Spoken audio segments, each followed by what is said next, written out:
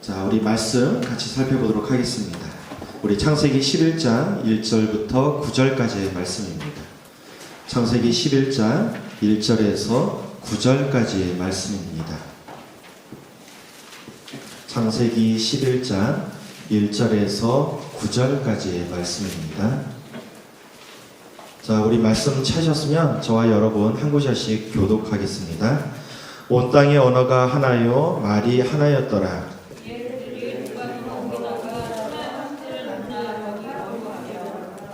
서로 말하되 자 벽돌을 만들어 견고히 굽자 하고 이에 벽돌로 돌을 대신하며 역청으로 진흙을 대신하고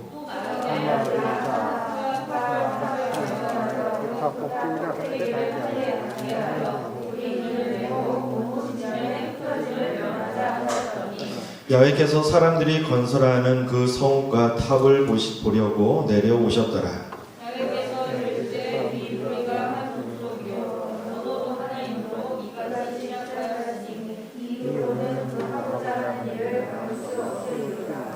자, 우리가 내려가서 거기서 그들의 언어를 혼잡하게 하여 그들이 서로 알아듣지 못하게 하자 하시고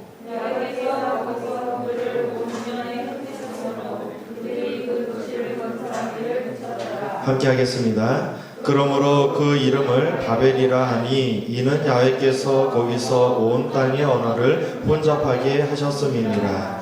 야훼께서 거기서 그들을 온 지면에 흩으셨더라. 아멘.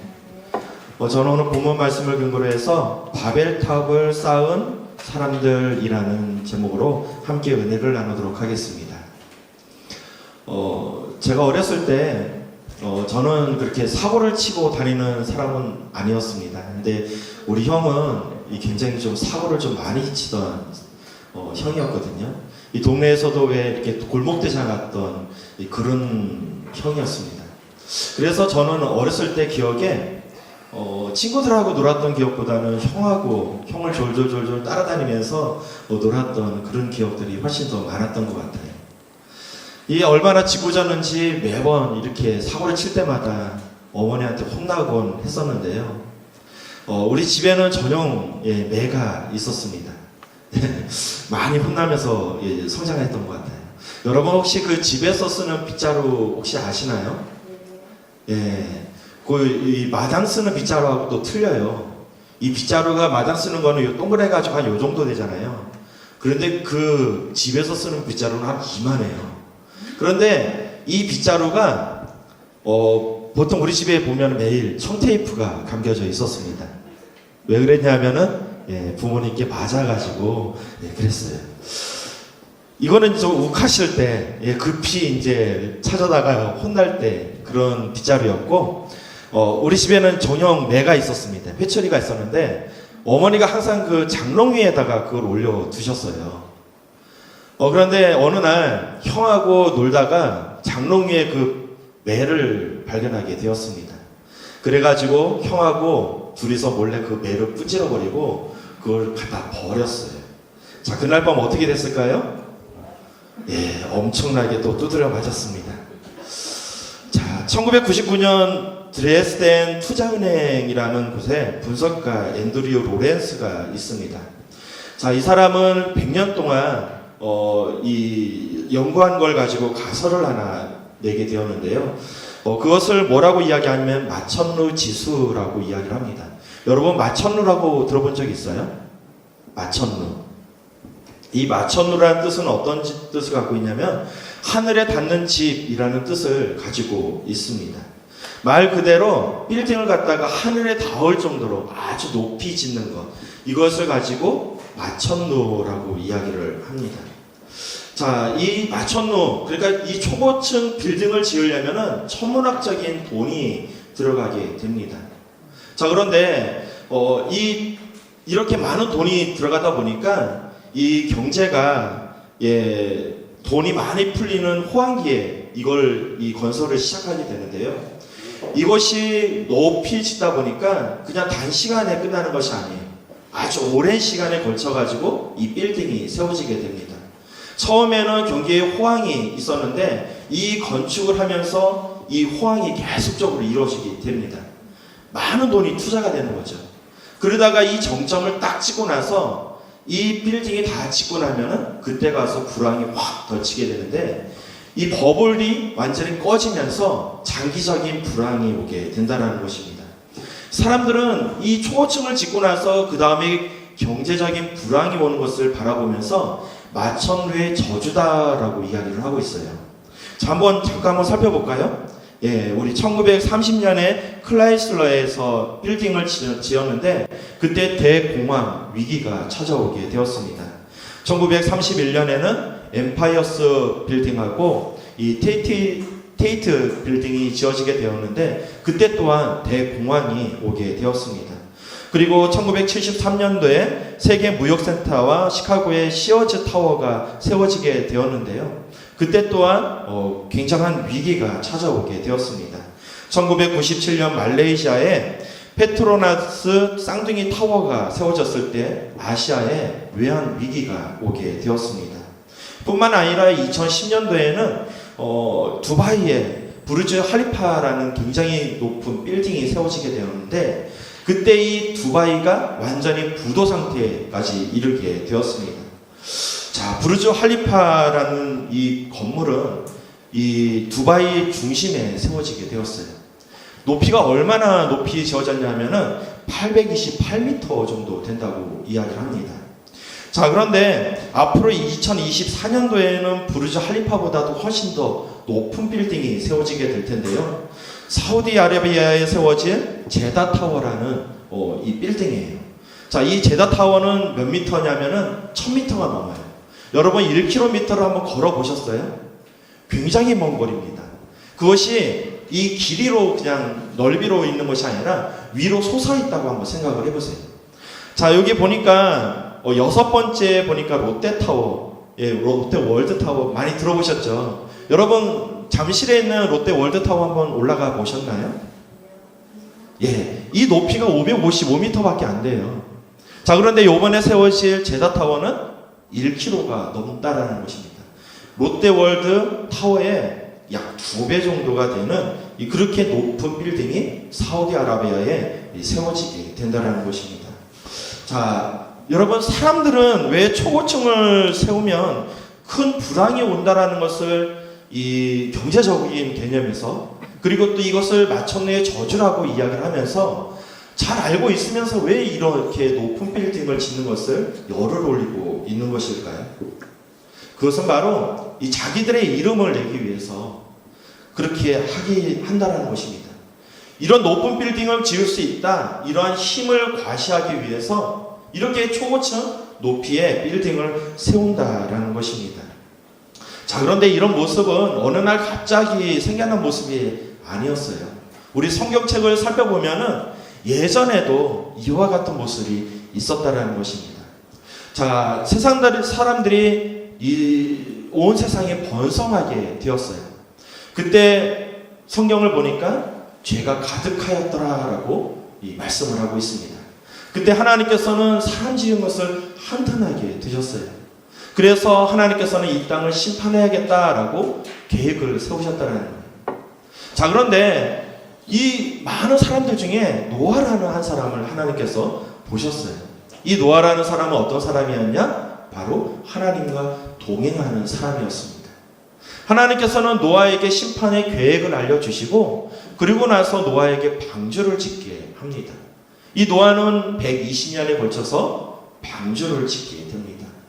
그리고 하나님의 엄중한 심판이 내리게 되었다는 거예요.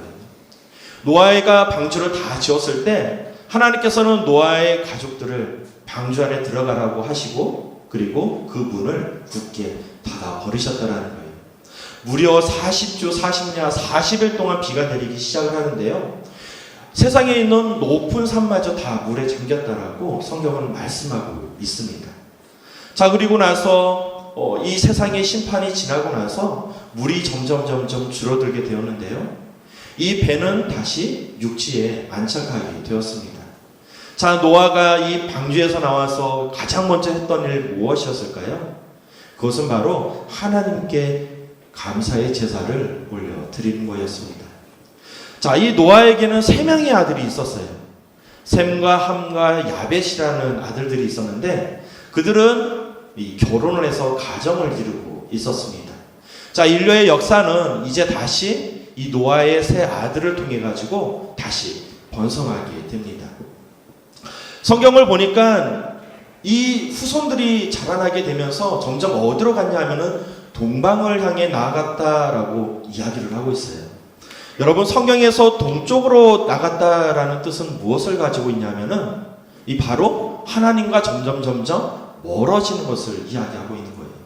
자, 하나님은 여기 가만히 계십니다. 자, 그런데 동쪽으로 계속 이동하면 어떻게 될까요? 하나님과 점점 멀어지게 되겠죠. 이와 같이 동쪽을 향해 갔다라는 것은 하나님과 멀어지고 있다라는 것을 이야기하고 있는 거예요. 자, 그런데 이 사람들이 동방으로 동쪽으로 이동하면서 어디까지 가냐 하면은 시날 평지라는 곳까지 가게 됩니다. 우리 시날 평지 한번 볼까요? 예. 자, 여기 보니까 유프라테스강 여러분 많이 들어보셨죠? 그리고 티그리스강 많이 들어보셨죠? 이 유프라테스강하고 티그리스강 두 개가 지나가는, 그러니까 삼각주 비슷한 곳인데요. 이곳은 이 강물들이 진흙을 옮겨줘가지고 이 곳은 평지에다가 굉장히 기름진 옥토밭입니다. 옥토의 땅이에요. 그러다 보니까 이 동방의 사람 동쪽으로 가다 보니까 너무 좋은 땅이 있어가지고 이 사람들이 어떻게 되냐? 이곳에다가 도시를 건설하게 되었다는 것입니다. 자, 우리 창세기 11장 4절 말씀 같이 한번 살펴볼까요? 또 말하되 자 성읍과 탑을 건설하여 그 탑 꼭대기를 하늘에 닿게 하여 우리 이름을 내고 온 지면에 흩어짐을 면하자 하였더니. 자, 여러분, 이 옥토밭에다가 이렇게 기름진 땅에다가 도시를 건설한다는 거는 이해가 될 것 같아요. 그죠? 왜냐하면 거기서 살려고 가까운 곳에 물도 있고 또 식물들도 잘 자라니까. 자, 그런데 성읍과 탑을 쌓겠다라고 이야기를 하고 있어요. 여러분, 탑을 이 사람들은 왜 쌓으려고 이야기를 하는 것일까요? 자, 우리 다시 한번 창세기 11장 4절 말씀, 이거 다음 PPT 한번 볼게요. 예.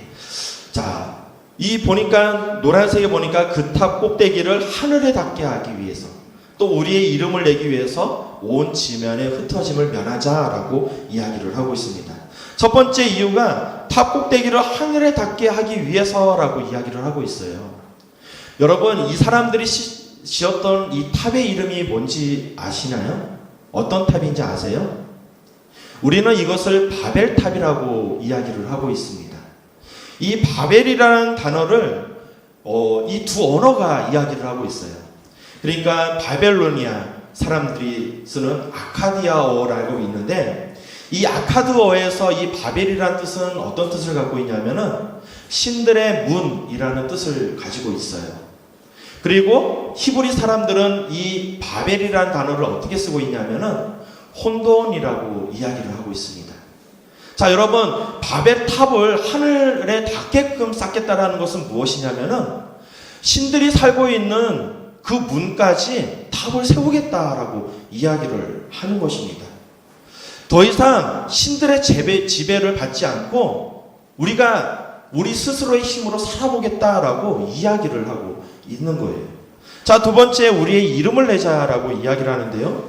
자, 이름을 낸다라는 것은 무엇이냐면은 세상에 자신들의 이름을 내어서 이 자신들의 힘을 과시해 보겠다라고 이야기를 하는 거예요.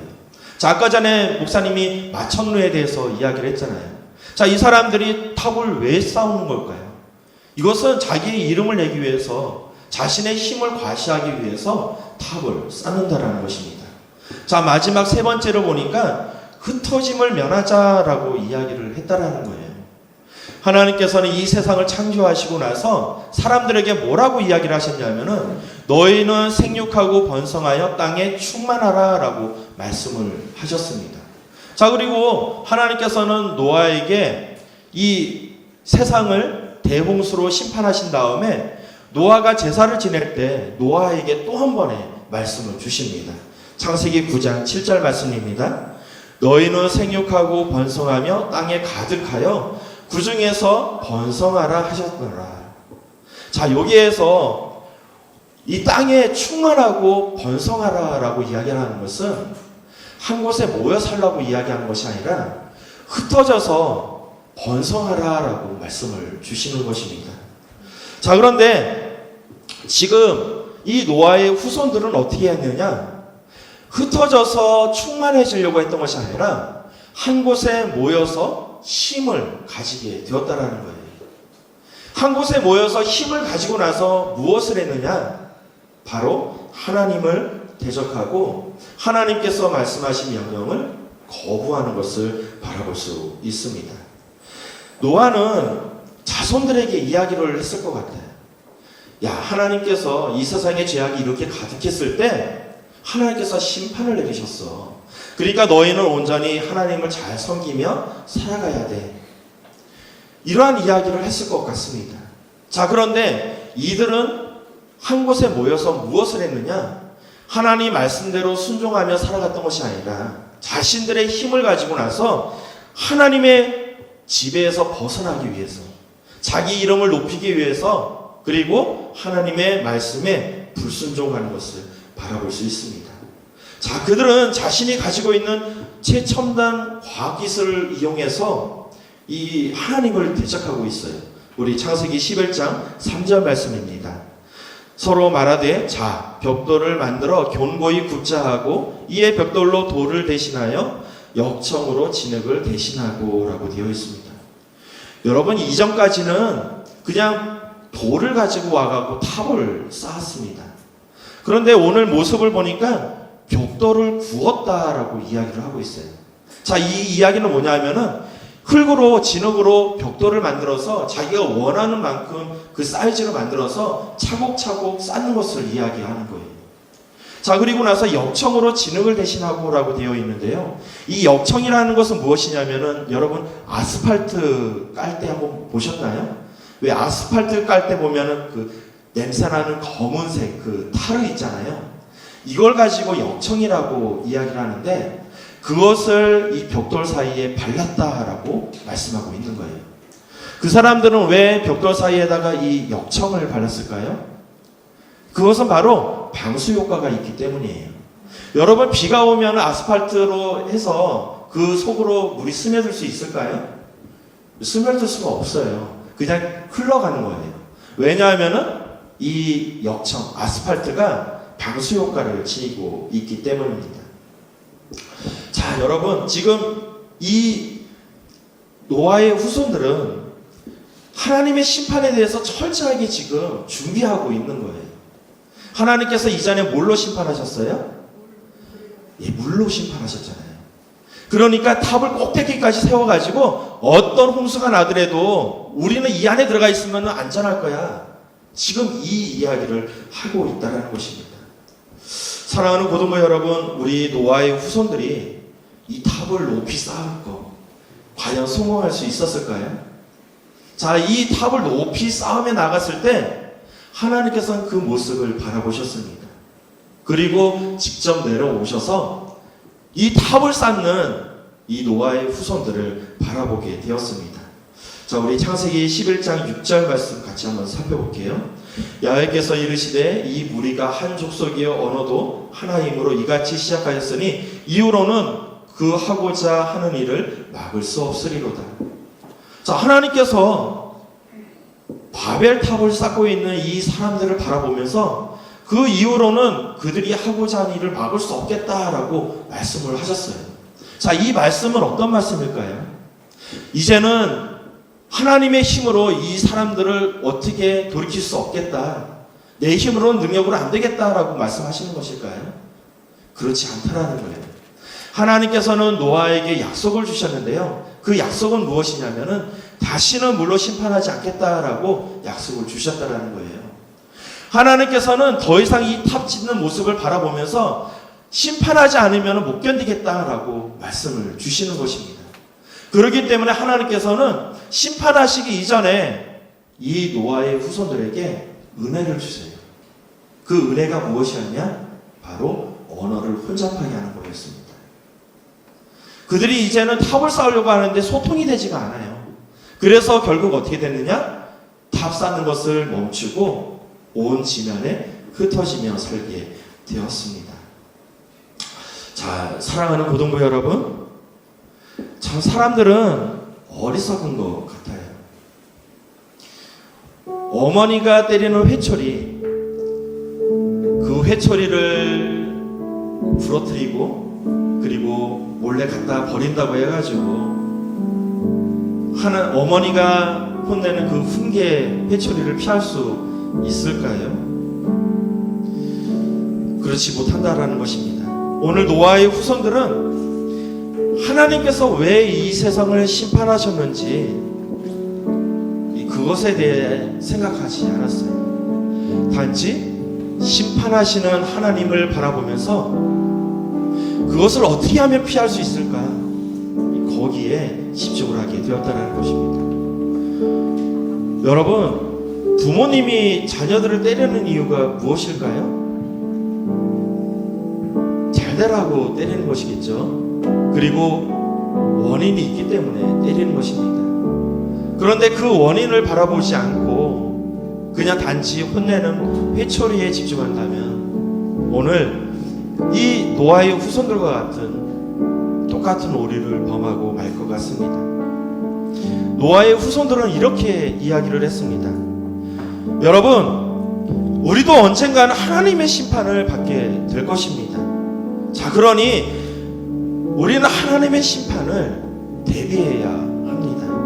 여러분, 하나님께서 심판하실 때 그 심판에서 피할 수 있는 탑을 우리 세워봅시다. 아무리 하나님이라 할지라도 우리를 막을 수 없을 것입니다. 여러분, 이 탑을 하늘 닿는 데까지 한번 쌓아봅시다. 그래서 더 이상 하나님께서 이 세상을 우리를 다스리지 못하도록 우리가 한번 탑을 세워봅시다. 우리에게는 과학이 있습니다. 우리에게는 기술이 있습니다. 더 이상 하나님이 우리를 통치하지 못하게 우리가 스스로의 힘으로, 우리의 힘으로 이겨내 봅시다. 사랑하는 고등부 여러분, 탑을 아무리 쌓는다고 해가지고 그 탑을 하늘에 닿게끔 하나님이 계신 곳까지 쌓을 수 있을까요? 오늘 과학을 가지고 이 가장 높이 짓는다고 1km까지 그 빌딩을 지어봤습니다. 그런데 하늘에서 바라보니까 그 역시 아무것도 아니었다라는 것입니다. 자, 여러분, 어디서부터 잘못된 것일까요? 오늘날 세상 사람들은 하나님과 동행하려 하지 않고 있습니다. 하나님을 대적하며 하나님의 심판을 대비하기 위해서 쓸데없는 노력을 하는 것을 바라볼 수 있습니다. 자기 이름을 내기 위해서 마천루를 앞다퉈 세우고 있고요. 또 하나님께서 세우신 창조의 질서를 무시하고 인권이라는 그 명분 아래 하나님의 그 질서를 흐트러 놓는 것을 바라볼 수 있습니다. 혹시나 하나님께서 심판을 내리실까? 이 땅에 재앙이 올까? 지하에 굴을 파고 거기에 몇 년치 먹을 식량을 갖다 두면서 하나님의 심판을 대비하는 모습을 바라볼 수 있습니다. 여러분, 우리가 바라보아야 할 것은 하나님의 회초리가 아니다라는 거예요. 우리가 바라보아야 할 것은 무엇일까요? 그것은 바로 하나님의 마음이라는 것입니다. 여러분, 이 세상에 죄악이 가득했을 때 하나님께서는 심판하시고자 하셨어요. 하지만 한 영혼이라도 더 구원받으라고 120년의 시간을 유예해 주셨습니다. 뿐만 아니라 하나님께서 아담과 하와에게 먹지 말라고 명령하셨던 선악과, 하나님과 되고 싶어 했던 아담과 하와는 하나님의 말씀을 무시하고 그 선악과를 따먹게 되었어요. 죽을 수밖에 없었던 아담과 하와였지만 하나님께서는 예수 그리스도를 이 땅에 보내주셔서 십자가에 못 박으면서 그들을 구원해 주셨다는 것입니다. 자, 오늘 하나님과 동행하지 않고 탑을 세우며 하나님께 대항했던 노아의 후손들, 하나님께서는 심판하지 아니하시고 그냥 언어만 혼잡하게 하셔서 세상에 흩어놓는 것을 볼 수 있습니다. 여러분, 우리가 바라보아야 할 것 하나님의 심판이 아니라 하나님의 마음이라는 것입니다. 이런 하나님의 마음 여러분 마음 가운데 새기시고 언제나 하나님과 동행하는 저와 여러분 되시기를 주님의 이름으로 축복드리겠습니다. 아멘. 우리 선한 능력으로 같이 찬양 드리겠습니다. 그 선한 힘이 우유히 감싸여 그 놀라운 평화를 누리며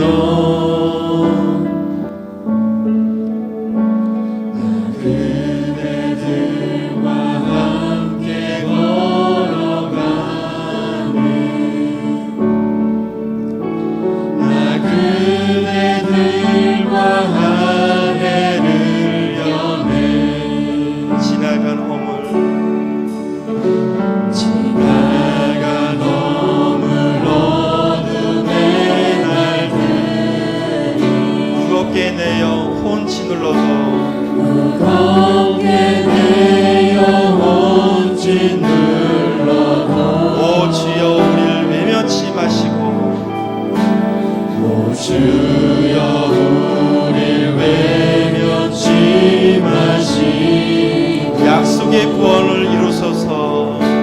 약속의 구원을 이루소서. 그 선하심이 우리를 감싸시니 그 선한 힘이 우리를 감싸시니 믿음으로 일어나리를 기대하네.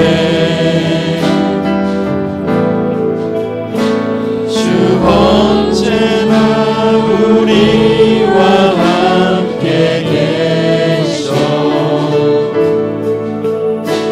하루 또 하루가 늘 새로 주께서 밝히신 작은 촛불이 주께서 밝히신 작은 촛불이 어둠을 헤치고 타오르네. 어둠을 헤치고 타오르네. 그 빛에 우리 모두 하나 되어 그 빛에 우리 모두 하나 돼 온누리에 비추게 하소서. 온누리에 비추게 하소서. 그 선하님이 우리를 감싸시니 그 선한 힘이 우리 감싸시 믿음으로 일어나길 기대하네. 믿음으로 일어나길 기대하네. 주 언제나 우리와 함께 계셔